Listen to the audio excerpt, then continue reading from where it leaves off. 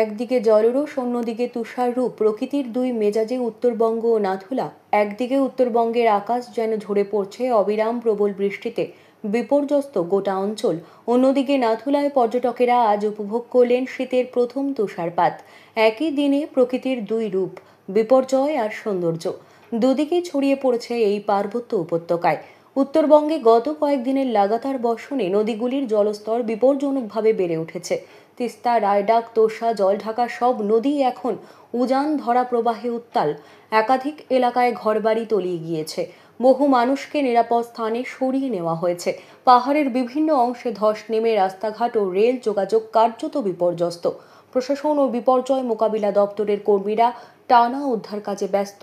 অন্যদিকে ঠিক সেই সময়ে নাথুলা পাসে নেমেছে মরশুমের প্রথম তুষারপাত। ভোর থেকেই পাহাড়ের গায়ে সাদা তুষারের আস্তরণে ঢাকা পড়েছে রাস্তা, ঘর, গাছপালা।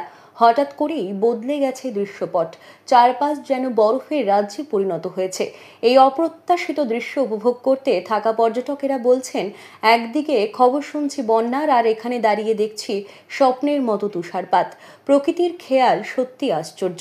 একদিকে যেখানে উত্তরবঙ্গের মানুষ লড়ছেন বন্যা ও ধসের মতো দুর্যোগের সঙ্গে, অন্যদিকে নাথুলা পরিণত হয়েছে তুষারময় স্বর্গে।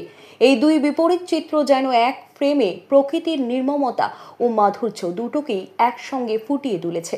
প্রকৃতির এই বৈপরীত্য আবারও মনে করিয়ে দিল, মানুষের সমস্ত প্রযুক্তি ও প্রস্তুতির মাঝেও প্রকৃতি নিজের গতিতেই চলে, কখনো কঠোর, কখনো কোমল।